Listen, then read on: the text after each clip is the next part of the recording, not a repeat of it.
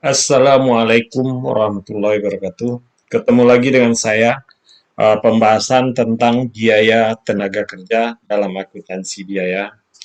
Sebelum menonton, jangan lupa like, subscribe, dan bunyikan loncengnya dan di-share kepada teman-temannya. Pembahasan kali ini itu tentang biaya tenaga kerja. Bahasan pokoknya penggolongan kegiatan tenaga kerja, akuntansi biaya tenaga kerja, perhitungan premi lembur, biaya-biaya yang berhubungan dengan tenaga kerja. Pengertian biaya tenaga kerja. Tenaga kerja merupakan usaha fisik atau mental yang dikeluarkan karyawan untuk mengolah produksi. Itu adalah tenaga kerja. Biaya tenaga kerja adalah harga yang dibebankan untuk menggunakan tenaga kerja manusia. Jadi biaya tenaga kerja itu adalah biaya atau beban atau nilai yang diukur dengan satuan uang yang digunakan menggunakan tenaga kerja. Itulah biaya. Ya. Tenaga kerja, harga yang dibebankan adalah nilai ukuran ekonomisnya.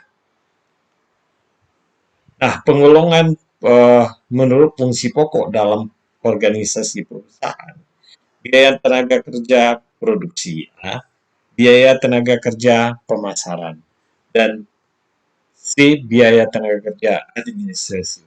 Biaya tenaga kerja produksi adalah gaji karyawan pabrik, yaitu gaji karyawan langsung yang memproses produksi. Nanti ada juga biaya kesejahteraan karyawan pabrik, nanti ada juga upah lembur, yaitu kalau dia bekerja lebih dari waktu dia bekerja, dia akan diberikan lembur. Nanti ada juga upah daripada mandor. Nanti ada juga gaji dari manajer pabrik. Ya. Biaya tenaga kerja pemasaran, yaitu upah karyawan bagian pemasaran, bagian yang menawarkan barang, yang menjualkan barang. Dan biaya tenaga kerja karyawan pemasaran. Berarti ada biaya kesejahteraan karyawan pemasaran dan juga ada biaya komisi pramuniaga. Dia nanti yang menjual dia ada komisinya. Kalau dia lebih menjual dari target, dia dapat komisi. Nanti ada gaji manajer pemasaran.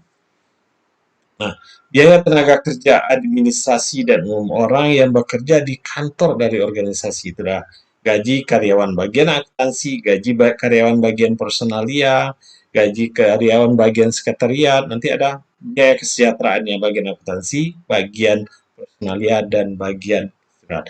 Itulah penggolongan fungsi biaya tenaga kerja di dalam perusahaan. Penggolongan menurut kegiatan departemen dalam perusahaan dia juga bisa digolongkan berdasarkan bagian departemen yang ada di perusahaan. Nanti ada kalau di perusahaan itu departemen ada departemen produksi, ada departemen non produksi, nanti ada biaya terdiri dari bagian bermacam ya. Ini karena contohnya ada kertas, ya ada bagian fluknya. Kalau produksi uh, mobil, dia ada bagian pengecatannya, nanti bagian assemblingnya, bermacam-macam. Nanti kalau non departemen biasanya biaya tenaga kerja bagian akuntansi dan biaya tenaga kerja bagian personalia dan sebagainya biasanya. Penggolongan menurut jenis pekerjaannya biasanya di dalam perusahaan itu digolongkan menurut jenis pekerjaan apa yang dia kerjakan.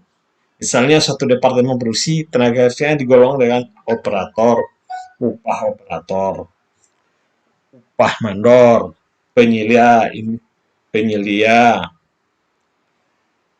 produksi, upah penyelia. Penggolongan biaya tenaga kerja semacam ini digunakan sebagai dasar penetapan diferensiasi upah standar. Dia dipakai sebagai penetapan nanti diferensiasi upah standar. Nah, penggolongan menurut hubungan produk upah tenaga kerja langsung diperlakukan sebagai biaya tenaga kerja langsung dan diperhitungkan langsung sebagai unsur biaya produksi. Ya, kalau upah tenaga kerja langsung dia akan dibebankan sebagai biaya tenaga kerja langsung diperhitungkan dalam biaya produksi. Dan upah tenaga kerja tidak langsung nanti biaya tenaga kerja tak langsung dan merupakan unsur dari overhead pabrik. Dia masuk ke overhead pabrik bukan upah langsung. Karena di dalam biaya produksi itu ada 3 komponen biaya, biaya bahan baku, biaya tenaga kerja langsung, dan biaya overhead pabrik. Yang overhead pabrik kita udah bahas, biaya bahan baku setelah kita bahas. Itulah penggolongan biaya tenaga kerja. Sekarang akuntansi biaya tenaga kerja. Akuntansi biaya tenaga kerja dapat dibagi ke dalam 3 golongan besar, yaitu gaji dan upah reguler. Yaitu gaji dan upah bruto dikurangi dengan potongan pajak karyawan, biaya asuransi hari tua, dan macam yang mereka terima setiap bulan. Ada gaji itu terdiri dari bermacam-macam tunjangan, mulai gaji pokok, gaji tunjangan kesehatan, tunjangan macam-macam, tunjangan lauk pauk, tunjangan transportasi. Nanti dikenakan, bisa juga nanti ada tunjangan pajak penghasilan, tunjangan asuransi, tapi dia akan dikeluarkan lagi sebagai biaya untuk dibayarkan ke pajak. Yang kedua, premi lembur. Premi lembur itu adalah apabila kita bekerja lebih daripada jam yang ditetapkan dalam suatu perusahaan, dia akan dibayar premi lemburnya. Biaya yang berhubungan dengan tenaga kerja. Ya, dibuang cost-nya. Gaji dan upah. Ada berapa macam cara menghitung upah karyawan dalam perusahaan. Mengalihkan tarif upah dengan jam kerja karyawan. Untuk menentukan upah seorang karyawan, perlu dikumpulkan data jumlah jam kerja selama periode tertentu. Ada yang berdasarkan jam, ada juga yang berdasarkan hari, ya. Tergantung dari yang ada di dalam perusahaan itu. Contohnya, misalnya perusahaan X hanya mempekerjakan 2 orang karyawan. Risa Remedi, Eliana Sari. Berdasarkan kartu hadir pertama bulan April, bagian pembuat daftar gaji daftar gaji dan upah periode yang bersangkutan. Menurut kartu hadir, karyawan Risa bekerja selama seminggu sebanyak 40 jam. Dengan upah per jam adalah 1.000. Dengan karyawan Eliana Sari dalam periode yang sama bekerja 40 jam dengan tarif 750 per jam. Mereka mungkin level senioritas atau pengalaman kerja atau tingkat kesulitan itu akan menentukan juga perbedaan gaji ini. Contoh beda. Nah, pada pesanan pertama ada 15 jam di Medi dan Eliana Sari 20 jam. Pesanan kedua dia ada 20 jam dan pesanan kedua cuma 10 jam Eliana Sari. Ada waktu menganggur, waktu tunggunya kalau Risa Remedi adalah 5 jam dan Eliana Sari adalah 10 jam. Berarti total jam 40. Berarti 40 dikali 1.000 dapatlah 40.000. Dan Eliana Sari adalah 40 dikali 750 dapatlah 30.000. Gaji yang dia bayarkan kepada Risa Remedi adalah 40.000, kepada Eliana Sari adalah 30.000. Nah, distribusi biaya tenaga kerja langsung. Risma didistribusikan ke pesanan 103 adalah 15.000, Eliana Sari adalah 15.000, dan pesanan 100 ada 20.000, Eliana Sari adalah 750. Nanti dibebankan sebagai OP ada 5.000, maka total upah mingguan ada 40.000 dan 30.000. Nanti dipotong 15% dari pajak adalah 6.000, Eliana Sari 4.500. Total yang pembayaran diterima oleh karyawan adalah 34.000 oleh Risa Remedi dan Eliana Sari ada 25.500. Akuntansi biaya dan upah. Pada saat dia pertama dibayar gaji, dibebankan di dalam perusahaan barang dalam proses, dia akan dicatat adalah barang dalam proses, biaya tenaga kerja. Kalau dia biaya tidak langsung, dia akan dicatat sebagai biaya overhead publik sebesar 15.200. Dari jumlah yang tadi ya, dijumlahkan, dan gaji dan upah adalah 70.000.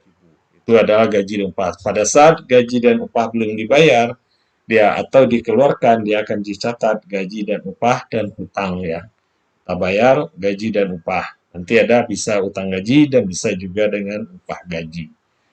Hutang masih hutang dan bisa juga setelah dibayar per kas. Itu dua tahap pencatatan yang akuntansi biaya gaji dan upah. Tahap ketiga, hutang tadi dibayar, daftar di atas, gaji upah telah ditandatangani karyawan tersebut dan dibayar sebesar 59.500 dan 10.000 hutang dibayar ke kas negara. Itu salah satu contoh. Bisa juga langsung pada saatnya 3 jurnal saja yang ada. Nah, akuntansi biaya dan gaji dan upah, insentif. Biasanya kita kalau kerja dapat insentif. Kita sebagai bahan motivasi. Di dalam hubungan dengan gaji dan upah, perusahaan memberikan insentif kepada karyawan agar dapat bekerja lebih baik. Dan memberikan insentif. Ada berapa cara pemberian insentif? Insentif satuan dengan jam minimum. Strict Fish Works Beats Granted Hourly Minimum Plan, yaitu karyawan dibayar atas dasar tarif per jam untuk menghasilkan jumlah satuan keluaran output atau standar. Dia akan dibayar berdasarkan tarif per jam yang untuk menghasilkan satu keluaran ya berdasarkan standar. Contohnya ini insentif. Untuk menurut time study, maka dibutuhkan 5 menit untuk dapat menghasilkan satu satuan produk. Maka jumlah keluaran standar adalah 12 satuan. Jika upah sebesar 600 per jam, 600 rupiah per jam, maka tarif upah per satuan adalah 5.000. 12 ya. Dia per jamnya 12 ya, 12 satuan. Sedangkan upah per jamnya itu adalah 600.000, berarti 600.000 dibagi 12 berarti persatuan ada 5.000. Nah, karyawan yang tidak menghasilkan jumlah standar per jam tadi, standarnya tadi memang untuk menghasilkan satu produk, maka jumlah keluaran standarnya adalah 12. Tidak menghasilkan jumlah standar per jam, tetap dijamin mendapatkan upah 600 per jam ya. Tapi bila dia menghasilkan 14 satuan per jam, maka ada kelebihan 2 satuan ya, jumlah yang standar per jam. Maka upah dihitung adalah insentifnya, upah dasar adalah 600, 2 dikali 50 adalah 100, maka upah yang diterima pekerja itu adalah 700. Karena insentifnya kelebihan dia bekerja. Kalau taruh differential price rate plan adalah cara memberikan insentif. Ini adalah semacam strict price rate plan, menggunakan tarif tiap potong untuk jumlah keluaran terendah per jam dan tarif tiap potong lain jumlah keluaran tinggi per jam. Ada yang rendah, yang terendahnya berapa dan tertingginya.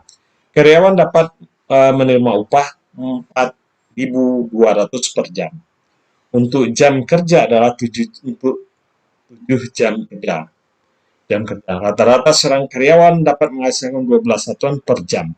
Sehingga upah per satuan itu adalah 50 per hari dibagi dengan jumlah yang dihasilkan per hari.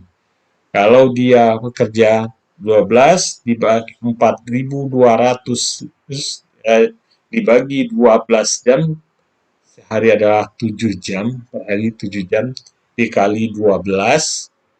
Nah, ya. Nah, Taylor plan ini misalnya tarif upah adalah 45.000 untuk karyawan yang menghasilkan 14 satuan. Atau kurang per jam, ya, kurang ya per jam, dengan dan 65 rupiah per satuan untuk karyawan yang menghasilkan 16 per jam. Jadi kalau dia bekerja per jam ada 45 rupiah per satuan, kalau dia menghasilkan 14 jam tarifnya ya. Tapi kalau dia bekerja 16 jam, menghasilkan 16, dia akan dibayar tarifnya 6.665 rupiah per jam. Nah, maka upah per jam karyawan dihitung sebagai berikut. Ya, 65. Kalau yang bekerja tadi sebanyak 16, berarti adalah dikali 6 satuan, 65 dikali 16 ya. Dapat 1.040 rupiah per jam. Sedangkan bila bekerja menghasilkan 12 satuan per jam, maka upah per jam dihitung adalah 45 kali 12 ya. Bila dia di bawah 12, tarifnya 45. Bila dia di atas 16, sama dengan 16, berarti tarifnya 65. Itulah metode perhitungan berdasarkan standar kuantitas yang dihasilkan. Nah, untuk yang ketiga bahasan kita adalah perhitungan premi lembur. Kita menghitung premi lembur. Dalam perusahaan, jika karyawan bekerja lebih dari 40 jam satu minggu, maka mereka berhak menerima uang lembur atau premi. Biasanya kalau kita bekerja di perusahaan itu, kalau melebihi dari kapasitas jam kerja kita, atau lebih dari jam kerja, kita akan diberikan uang lembur. Karena kalau kita bekerja sampai jam 5, nanti kita bekerja lagi sampai jam 7 malam, dihitunglah 3 jam atau 4 jam tersebut sebagai tambahan dari penghasilan kita. Misalnya satu minggu seorang karyawan bekerja 44 jam dengan tarif upah ya biasa maupun lembur adalah 6.000 per jam. 600 per jam. Premi lembur hitung adalah 50% dari tarif upah karyawan tersebut. Nah, kalau dia bekerja biasanya bekerja 40 jam, berarti 600 kali 40. Berarti dapat 24.000. Ada kelebihan kalau dia kerja 44 tadi. Dia bekerja 44 ya. Ini dia bekerja standarnya 40. Kalau 40 dia menerima penghasilan biasa. Tapi kalau dia lebih dari 40, dia akan diberikan premi lembur. Ya, kalau kerja 40 jam, ya dibayar sebesar tarif gaji biasa. Tapi kalau dia bekerja lebih dari 40 jam, dia akan dibayar kelebihannya. Ini 40 kali 6.000, lemburnya 4 jam dikali 6.000. Premi lembur, ya, nanti dapat lagi preminya, tambahan ya. 50 lembur, yang lembur 4 jam dibayar 60.000, ya namanya premi. Nih, setelah itu diberi insentif namanya premi lembur. Preminya 50% dari upah, berarti 4 jam dikali 300, dapat 1.200. Berarti total pembayaran adalah 27.600 ya, dengan uang lembur, uang premi lembur. Itu namanya sama dengan kalau orang jual bertingkat.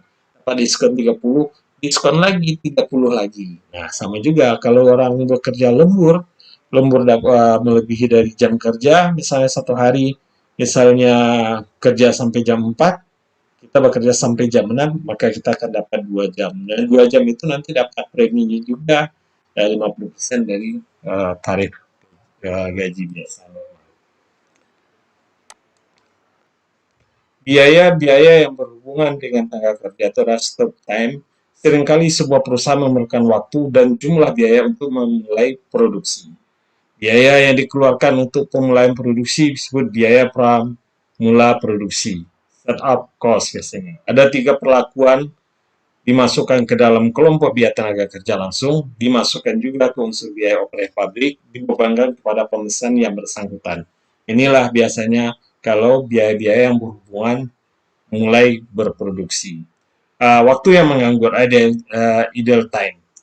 Idle time. Dalam mengolah produk seringkali kita jadi hambatan kerusakan mesin atau kekurangan bahan, sehingga menimbulkan waktu yang menganggur bagi karyawan.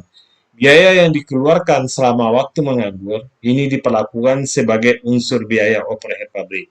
Misalnya, seorang karyawan harus bekerja selama 40 jam per minggu. Upah adalah 600 per jam.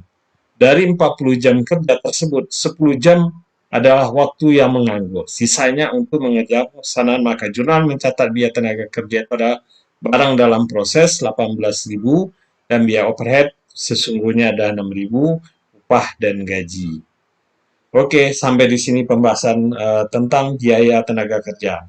Apabila teman-teman ingin bertanya, silakan di komen. Tapi jangan lupa like, subscribe, bunyikan loncengnya, dan bagi kepada teman-temannya. Dan tunggu video berikutnya kita membahas tentang akuntansi. Thank you for watching.